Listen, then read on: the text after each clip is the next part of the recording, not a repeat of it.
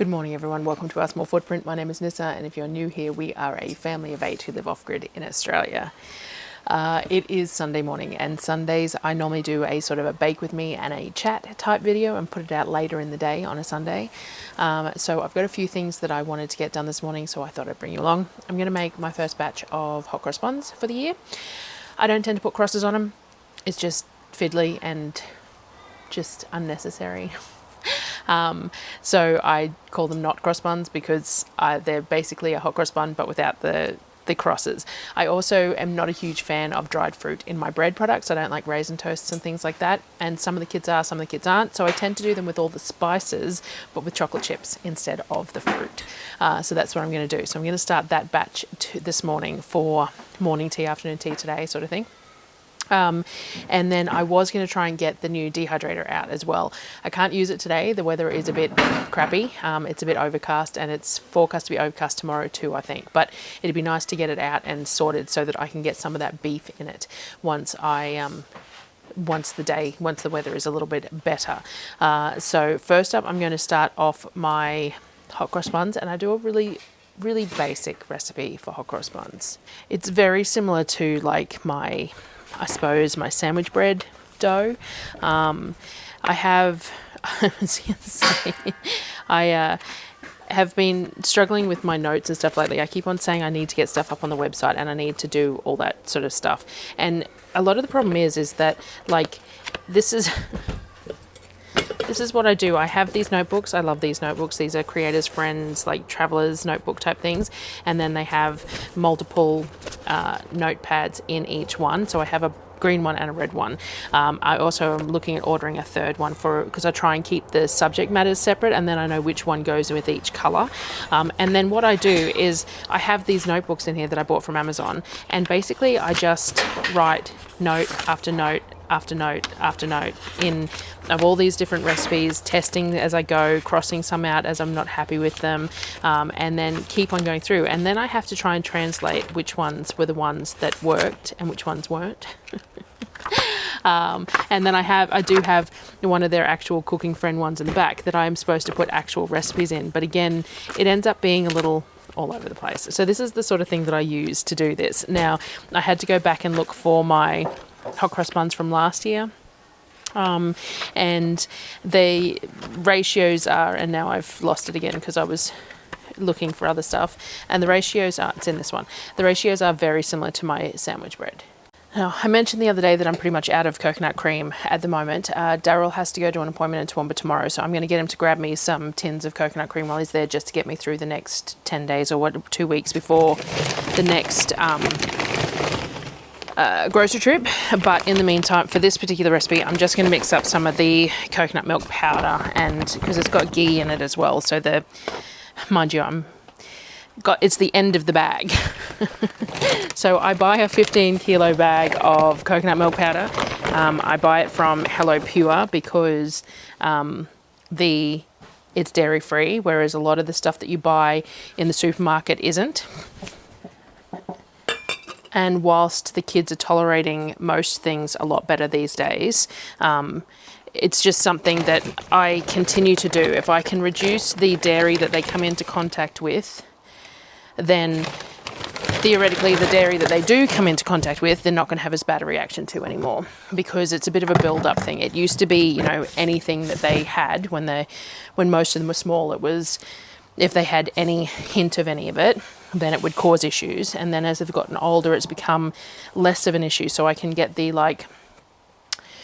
things that may contain traces and stuff. I never used to be able to buy any of that, and now they tolerate that fine. So as they've gotten older, their tolerance levels have increased, and that's great. But I still feel like if I keep it nice and reduced at home, then that's going to benefit them anyway, because that's what they're used to. So I just mixed up, it was about 1 litre of water with what ended up being around about a cup and a half probably of coconut milk powder. Now, the thing that I said about using the coconut milk powder instead of using like coconut cream from a tin is that it really lacks any of that sort of fatty richness that the tins do. So in certain things it really impacts it. You have to use far more than you would. Like I made a curry last night. I made a beef curry last night, and I used 3 cups of coconut milk powder in it with a quart of water, because to get the texture right, that's how much was required, which is a lot of coconut milk powder in cost and everything else, when a 90-cent or $1 tin of coconut cream does the same effect. So we use it in a lot of things. We use it in anything that's powdered, like the instant porridges or homemade hot chocolate mixes and all that sort of stuff. But I don't tend to use it in cooking, except to add, sometimes I will add, like when I'm making coconut rice, I will add a scoop into the coconut rice and things like that. But it's an adjunct rather than the only coconut flavor sort of thing, if that makes sense. So anyway, I'm going to... Now, because hot cross bun doughs have cinnamon and stuff in it, they tend to proof a bit slower than standard doughs. And I've just made this up with cold water. I should have made it up with warm water. I didn't think about it, because now it's and it's not that warm today. I'm wondering if I should warm it up. I think I'll just wait. It can be afternoon tea, so it doesn't matter if it's going to take a while. So I'm just going to do my coconut cream. I'm going to do 550 grams of the coconut milk. There's still a few lumps in it. It doesn't matter. It's going to be kneaded through. Again, hot water probably would have made it a bit smoother, but that's fine. So we got 550 of milk of choice. We are using coconut milk. We're going to put some yeast in when I can find my yeast tub. And we're going to be generous with the yeast, again, because the cinnamon will affect the proofing. And the temperature isn't that warm. So I'm going to do 2 tablespoons, which ended up being about 25 grams of yeast. And then I'm going to put a bit of salt. There's no salt in my jar, of course. Just a sprinkle of salt in there. I'm going to add some sugar to this. Now the kids have used all the granulated sugar. They made some cupcakes and stuff the other day, and again, I've got it on the list for Darryl to pick up tomorrow, but I've got some icing sugar here, so I'm just going to use that. It's done by weight anyway. We want around about 120 grams of sugar, which is going to have chocolate chips in it, so it's not a big deal. This is actually icing mixture, not sugar too, so it's got a little bit of tapioca in it, but it's not going to make an issue for this. So we're going to do about 120 grams of that icing sugar in there, and then we're going to do a tablespoon each of cinnamon and nutmeg. Now I would normally use allspice and just do it that way, but I can't find my allspice jar. After doing all the spices and stuff the other day in inventorying, which I still haven't ordered yet, but I will, because I think I want some more nutmeg too, because this is the last of my jar. I also noticed that I was short on cumin. I've only got a small jar of cumin left too, so I'm still working on that list. When I do it, I'll share it. And then we are going to add some ghee, which is about 90 grams of ghee. Again, you could use any sort of fat you want there, butter, Nuttelex, olive oil, anything you want. And then we're going to add the flour, and we're just going to do, 1100 grams of flour. And I'm going to use baker's flour. All right, now I am going to add some bread improver because I happen to have it. I bought it last shopping trip to have on hand, and I keep on forgetting to use it, but it would work well in these because these are sort of a couple of days worth. So we just want a couple of teaspoons, like 10 grams of it. And basically bread improver is like vitamin C and some malt flour and some vitamin C. You can use a bit of vinegar, works quite well too as a similar sort of an effect. But I did buy the bread improver because I was going to start using it in some of my sandwich bread, because if I make 3 loaves of sandwich bread at a time, sometimes it's 2 or 3 days before that third loaf gets eaten. And the goal was to try and make it last a little bit better. So we've got that. I'm just going to grab my dough hook.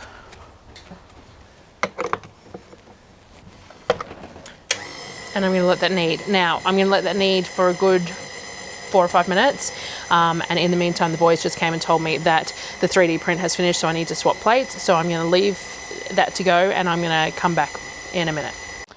Now, this was from last year, my notes here, and skill sets in dough change from year to year, of course, and I was still pretty good with dough then, but it seems an awfully stiff dough. But I'm going to give it a go, because hot cross buns are something that I'll probably make nearly daily over the next week.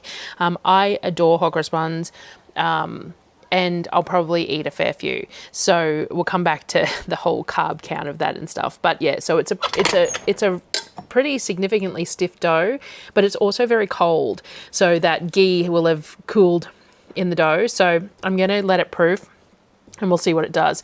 As said with the cinnamon, it definitely takes a bit more to proof.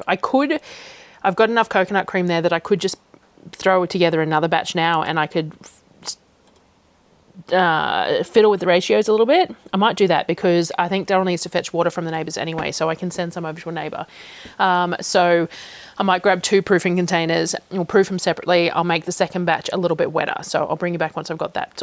All right, I bumped the coconut cream by about 150 grams, and the ghee by about 10. And I'm much happier with this. It's still a stiff dough. You still want a fairly stiff dough for this, but I'm happier with that.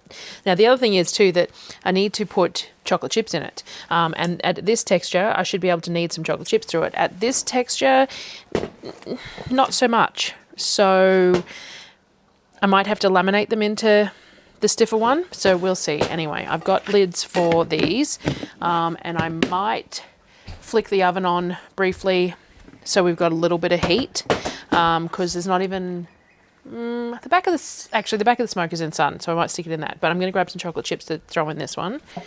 Now again, the chocolate chips have been stored in the freezer, so we're adding more cold into these, which is not ideal, but that's, as I said, it doesn't matter if it ends up being for this afternoon,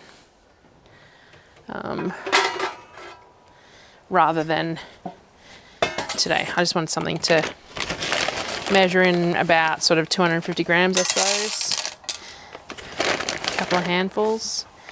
Normally I just work on handfuls, so that's 2 handfuls. This is a double batch, so let's say 3 handfuls is about 200 grams. So we'll go with about 200 grams of chocolate chips, and I'm going to get this to knead through, because this dough should be soft enough that I should be able to do this. The other dough, even if I stuck it back in the mixer, I don't think will be capable of kneading it through. It'll just move them around the bowl, I reckon, especially because they're cold, so it's going to stiffen that dough up. So we'll deal with them when I shape it, I think.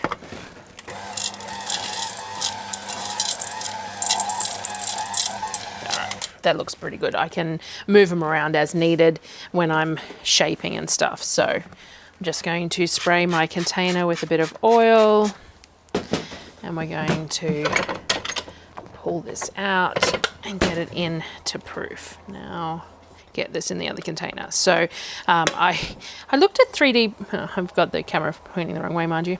I looked at 3D printing some of like these dough scrapers and stuff, but there's a little bit of debate on how food safe 3D printed materials are, not because of the materials themselves. The materials are fine, but when you're 3D printing them, you're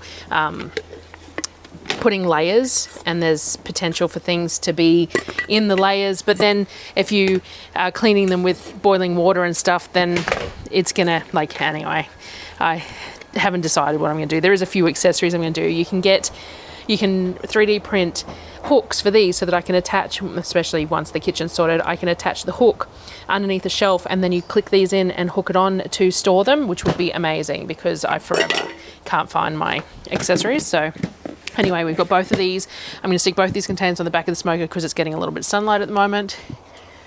Indirect sunlight. You don't want too much direct sunlight. You don't want too much heat, because if you get too much heat and it proofs too quickly, the dough sort of collapses. The strength of the dough becomes compromised. So you don't want too much. You don't want to proof it too fast, but at the same time, I'd like it proofed in a couple of hours would be nice. So that is done. Now I was saying about how I'll probably eat some of these. So I was going to do, I'll do a full keto update, especially with Darryl as well, when I do the exercise bike video, which should be probably Wednesday. We were waiting for some info to come back and I couldn't get it done and I haven't got it approved yet. So I can't get it out today, but everybody has, I'm not interested in using the exercise bike, but the kids and Darryl have been using that every day and really enjoying it. So we will do some, I've got some footage of that and all that sort of thing. I just need to do the rest of the video to share it with you. So Darryl has bumped up the exercise in the hopes of helping with this bit of a stall that he's on, and I will get some more photos and stuff, updates for him for the next video like I normally do. But we found some scales in the house the other day. I didn't know we had any, but I found some, put new batteries in them. Our floors aren't very flat in most places because of the way our buildings are, so it tends to change the outcome of the scales depending on where you stand. But if they are to be somewhat believed, then in the last 8 or 9 weeks since I last weighed myself at Mum's, I have not lost a thing. I weigh exactly the same as I did 8 weeks ago. And everyone asks, which is why I'm sharing, I did not take on this diet to lose weight because I've been the weight I am for almost my entire adult life and I really don't care. It was more to try and control some pain and symptomatic type stuff, and that sort of thing. And I have not had any particular results in any of that either. Now, everyone has been commenting about how good I look and how much weight I've lost and all the rest of it. And obviously I have dropped fluid because I dropped that first, I think it was about 8 kilos over the first couple of months. 5 to 8 kilos over the first couple of months, and obviously I've dropped fluid, and because I'm not eating much in the way of carbs, I'm not holding as much fluid, but all my clothing still fits exactly the same. I have not noticed a single lick of difference. So what I have started doing is introducing things where I need to feel good about food, because I find food really difficult. I am big on eating food I like because I like it, and if I'm not keen on it, then I just don't eat, and that's not good either. So I've been doing a few things, like we had beef curry last night. I made the beef curry low carb for Darryl, but then I steamed veggies and cooked rice for the kids to add through it, and then I cooked up cauliflower rice for Darryl. And what I've been doing is having half cauliflower rice, half white rice. So I'm reducing my carb intake by bulking the white rice up with the cauliflower rice, and keeping on that path. We're eating heaps more protein than we were. We used to use carbs a lot as fillers, like heavy on the rice and the pastas and stuff with less meat, because it was cheap. So we've pivoted on that, and we eat a lot more protein with less carbs. The kids as well, we've done that. We've stopped using as carbs as much of fillers, though the kids still have their, they have mac and cheese on occasion, and they don't add anything to it. It's just pasta with my creamy cheese sauce that I make. Or they have pesto pasta, which again is, it's still egg yolks and pesto and all that with pasta, but not necessarily any meat or anything added. They just like it as a pasta dish. So the kids are still eating the way they always have, but we have tried to bump the protein in a lot of things, adding the protein powders to different things that we've been making as treats to try and bump the protein levels there, especially over winter, because every winter I'm always shocked by how much more food they're eating all of a sudden and how much more food we're going through. So we have bumped the protein across the board, and Darryl is still predominantly carnivore, though he does eat some keto meals when I make them, like the beef curry with cauliflower rice last night. But if he was feeding himself, he would have just had beef. And that's fine. It is costing us more in meat. I haven't quite figured out my value of how far things are stretching, but it is definitely costing us more to have that higher quantity of meat. And I understand that we could be getting a protein from other things as well. I badly need to can some black beans because the kids love black beans, and things like that. But at the moment we're relying on meat because it's familiar. I suppose that's what it comes down to. Yeah, so I will check the scales at Mum's because they were the ones that I have been using, and by the time I go down it'll be 10 weeks between visits, but at the moment I weigh exactly the same as I did 8 weeks ago. So there you go for all the people who've been asking about that. And I will share the exercise bike and Darryl's updates and stuff in the next video and have a bit more of a chat about that. To share his sort of, because he's very happy on it. He needs to add in the exercise, but he's very happy with it. We'll cover that. What else did we need to cover today? What else has been asked over this week that I needed to... I've had some questions about suppliers for things. So like the... let me grab the dehydrator box so I'm doing something while I'm talking. I always feel awkward just standing there and talking. There has been discussion about doing these Sunday chats in more of a podcast style thing, and maybe I'll look at that. There is some stuff, I find it really hard to feel like, well, I still find it really strange that anyone watches my channel, to be honest. I still find it exceedingly strange that anyone wants to watch me ramble and cook, but you know,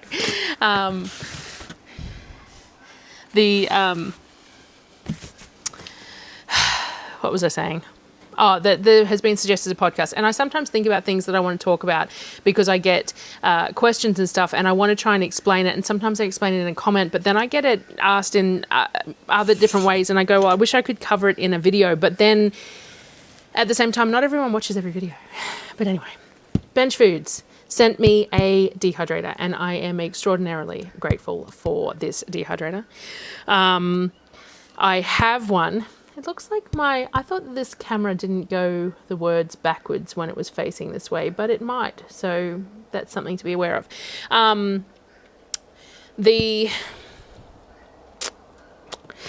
reached out to them because they had an affiliate, sort of a ambassador type thing, and because I really needed a new dehydrator, but I couldn't really swing it as something because it's not something I use all the time because of power issues, though we are trying to correct that.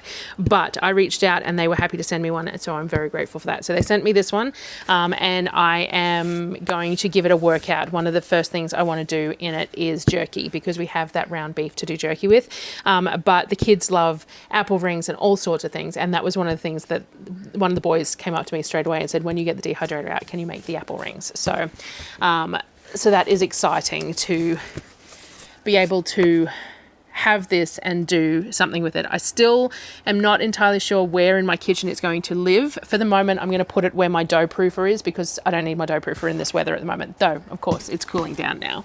But that'll be where it will sit for the moment. So there we go. I do not have enough space in here. I've been trying to figure out organisation for my space inside. Obviously the kitchen roof needs redoing, and once the kitchen roof is redone, then we will be able to reorganise some of the space out here as well. And the plans are that kitchen roof is for one of the very first tasks now that it's cooled down, but you know, life gets in the way. So this will need somewhere to live that can have a cover over it. Because it's going to be an intermittent use thing, I want to be able to cover it so that when it's not in use, it stays nice and clean. But I was looking at storage for in my office space as well. I discussed, it was months ago now, I reckon, about how I wanted a new desk and new, storage and everything else. And I haven't done it yet, basically because it feels like a selfish spend. That's what it comes down to. It feels like I'm spending money on something that's just not necessary. And so I keep on putting it off. But we do need to do it because the kids' school stuff is scattered as well, and it's making things difficult. But I was talking to a friend about my choices, and she was talking about how like those big double door pantry storage, big wardrobe style storage would be ideal to, you know, have everything packed away. And I was sitting there going, yeah, I really don't like closed shelves. I really like to have everything open, which is why my benches always look like they do. Everything I use constantly is right there in my face. And we were discussing it and realized that it's probably because I have aphantasia. Now, I don't know, not everyone knows what aphantasia is, and I didn't until I realized I had it. And what it is that when you close your eyes, you don't see anything. So, like one of the tests of things is that you close your eyes and you have to imagine an apple. So what you need to do is you need to close your eyes, picture an apple, and describe an apple. And for me, when I close my eyes, there's nothing.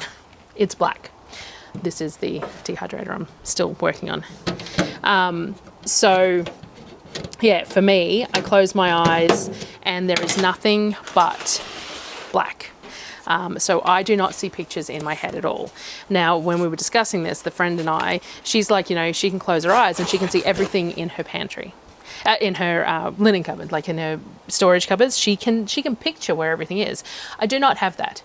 If things are not in my face, I forget they're there, unless I have lists. So that's why I have my spreadsheets and my lists and my constant, you know, like everything that I write down and I go over, and I have like my inventory sheets, and I have my lists of things that are in the freezer, and I have my lists of all the, like it comes down to things like, you know, the 3D printer. I have lists of all the filament colors I've got because I can't display them. So if they're all in boxes, I cannot fathom what I've got.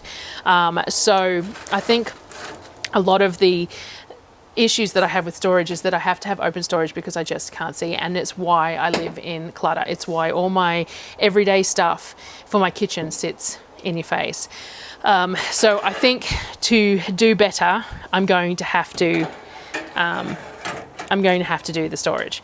All right, so they sent me the smaller one, which was a little bit sad. I would have liked the larger one if I'm going to go to the efforts to running it. And this is the first time I've opened it. Stainless steel grids, which is perfect, which I knew they did, the stainless steel sheets, much better than the plastic ones in my opinion.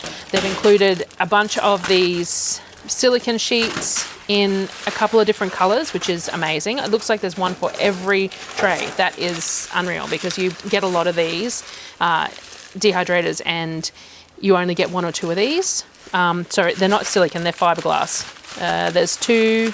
No, they all seem to be, these ones seem to be stiffer, but they still have holes in them by the looks of it. They're not silicone, but this one has, I don't know if you can see, yeah, you can see through it, whereas these ones, not so much. So these ones seem to be like a finer grid than these ones, but they both have holes in them. And then it's got all the trays. So it's got a tray for every slot. I think it's 10 trays in this one. But they're only half-size trays, which I didn't realise. So I'm just going to have to be aware of that when I'm filling these trays, that compared to my previous dehydrator, which was it was a Sedona, I think, and they're square. Like the trays are, I don't have one handy. I use them for a lot of things. You'll see me use them because I don't use the dehydrator anymore because it got broken. But the silver trays I use all the time, and they're square. So they're like double this size. It's also got a drip tray in the bottom. And then we've got we've got a little silicone oven mitt for grabbing the hot stuff out. We've got our handle which needs to be attached, and our power cord, and our book. So 10 tray dehydrator. Does it say what the...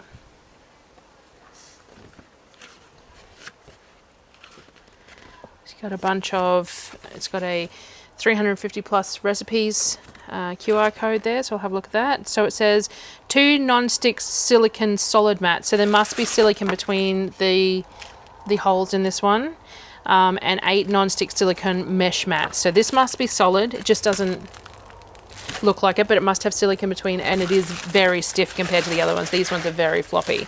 So these two must be solid, and this one must be, and this one is not, so it's just a mesh, so which works well for when you're dehydrating things like celery and mushrooms and stuff. They shrink really small, and sometimes they'll fall through your holes, so that works well for that, but you still get airflow. So there is 8 of those, 2 of the non-stick ones, 10 of your silver trays, and then the stainless steel drip tray and your handle. So that is very cool.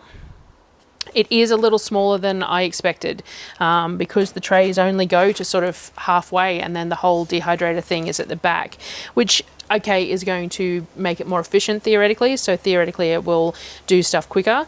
And when I do jerky, I tend to do it at a fairly high temperature because we just want to get it done. Unlike, you know, some fruits and vegetables, you want to do it at a low temperature to maintain nutrient factor. The jerkies, it's, yeah, we're cooking it quicker, so, you know. But yeah, so that is the dehydrator. So I'm going to get this set up, but I'm not going to fill it today because there's not enough sunlight. The power draw on it was, I think, between 500 and 600 watts, which is fine. Doesn't look like it has that chart in here, which is fine. It may require us to run the generator, or if I run this all day, we may need to top up the solar with generator at night time or whatever, which is, we're going to work on it. We're going to figure it out. But yes, this is the new dehydrator. So I'm going to get this placed, and then during the week I will cut up some of that beef and we'll do a seasoning with it, probably some like black pepper and Worcestershire sauce, that kind of a soy, garlic, Worcestershire type flavour, and we'll get that done in this. So I just wanted to get that open and get that box, because that box has been sitting on my bench for a week. So that is done. And I squirreled, didn't I? So I got sidetracked. I was talking about the Aphantasia, and it being a bit of a strange concept to understand. Knowing that I have it makes me understand a few more of my habits and a few more of my traits, not that, because I didn't realize that people saw things. So like we've had this discussion, Darryl and I have had this discussion about it, how when he's looking at directions, like when he's driving home, he knows that there's this curve and this hill and that light pole and all that sort of thing.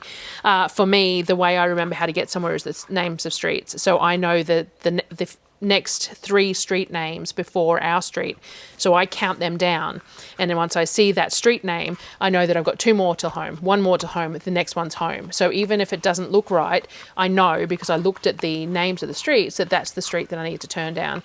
And I don't do very well nighttime driving because I can't see well enough, and I get really flustered and really frustrated with how lost I get. I cannot believe that I worked as a pizza delivery driver for as long as I did, because it was hard. But I suppose when I was a pizza delivery driver, we had delivery zones that were within a certain space, and I drove them every day for months and months. So I got to know it well enough. It wasn't an issue. But yes, so I'm still organising the storage and looking at what I want to use, and I think I need to do open bookshelves, because that's just the way my brain works. And it's kind of nice to know that now. It's kind of nice to have that reasoning behind why I don't like closed cupboards and why I like open. Even my wardrobe's open. I have hanging space that is an open space, and I have drawers, but the drawers have to be set specific, like, you know, this is pajama pants and this is this and this is that, so that when I can just flick a drawer open and know exactly what I've got. So but perhaps it's not a great thing to pass on to my children. We have asked them about whether they can see things. Most of them appear to be able to, but I'm perhaps teaching them how to be cluttered, because that's the way that I work. But, you know, we'll see. So I've been looking at storage, and the hope is that when I can figure out exactly what I want, I'm going to set it all up, and I'll take you on a bit of a tour of how we've managed to get that space, because at the moment it's just cluttered. I've got all the stock, all the frames for the family trees and everything, the excess mugs and everything else that I have been so slack with getting anything done with, are all just in boxes everywhere. So, and I really need to, like, the laser cut family trees and stuff would make fantastic Mother's Day gifts, but I just haven't got around to promoting them yet, and I really need to do that. that. So anyway, my chocolate chip dough is starting to proof. It's not usable yet, but it definitely has started to go up a little bit. So we're going to let that go a little bit further before I shape that. So I might leave this here for the moment, clean up, and I'll come back while I'm shaping them to finish out the video. All right, I got sidetracked. This video is going to be late as per usual. So both doughs have proofed nicely. We've got sort of the slightly more hydrated dough has proofed better, which is what I expected. It's got a much lighter texture to it. These are going to be a lot heavier, but we're going to give them a go. So I will probably shape the heavier ones first because they're going to need longer for their second proof. And again, they don't have the chocolate chips in them yet. All right, so we've got a tray. This we probably won't need much in the way of flour because, as I said, this dough is quite a dry, stiff one, so it should be pretty easy to handle. So now all I'm going to do is scatter some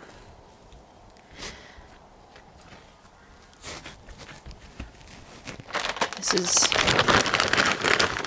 going to be a little less spread out as the other one because it was kneaded in there, but it's going to be fine. We're just going to do this.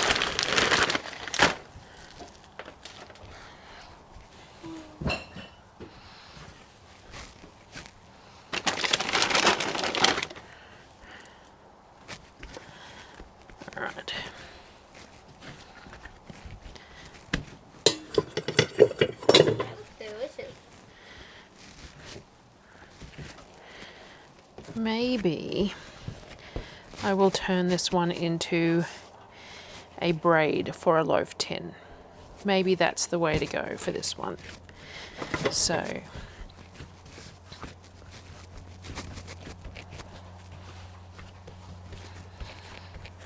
I'm just going to split it into 3 and then I'm going to twist these a little bit to spread those chocolate chips, and then I'm going to spread this as well, like that, and then I'm going to put these in loaf tins. I think I'm going to do that with this, so they'll end up being a braided, sort of a brioche almost loaf. Just like that. And place it in there, and we will let that proof up. And I'm going to do the same with the other half.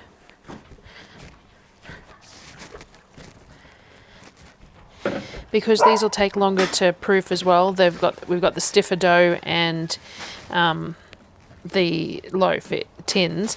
Is what I might do is I will cook off the buns first and let these sit where it's nice and warm while the oven's going for the buns, and then that should let these proof up nicely as well. So we're just going to pinch them like that as well. Grab another loaf tin. All right, and I'm just going to put these aside to proof.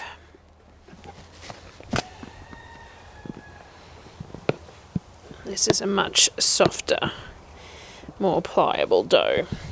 And then we'll have the comparison between the two as well. So, size-wise, I normally use my scales.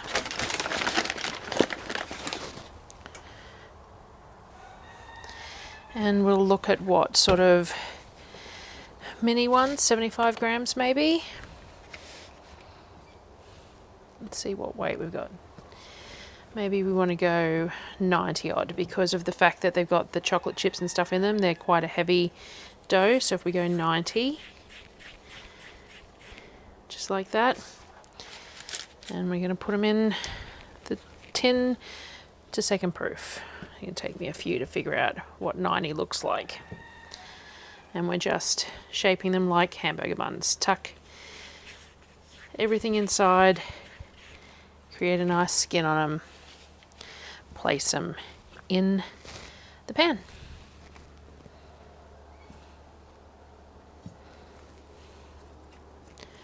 So I'm just going to go through and do all of these and get them in this pan for their second proof as well.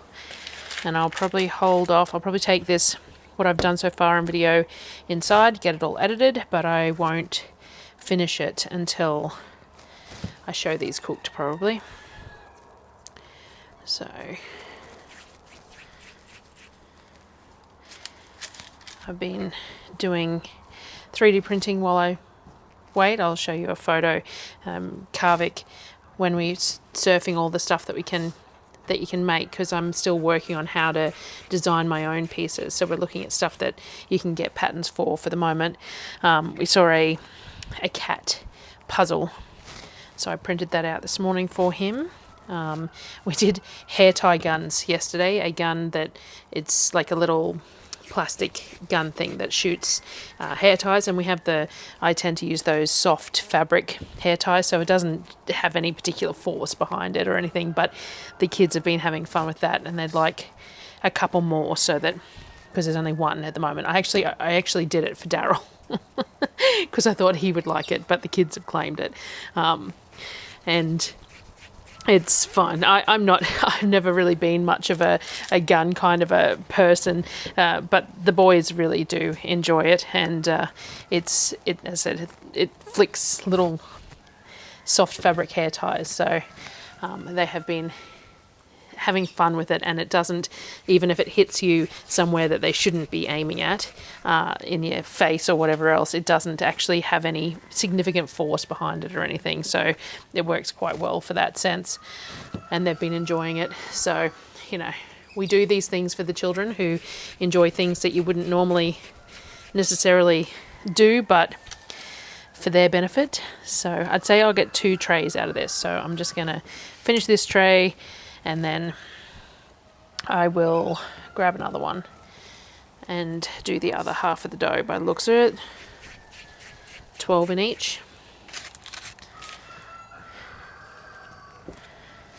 And I'll bring you back once they're proofed.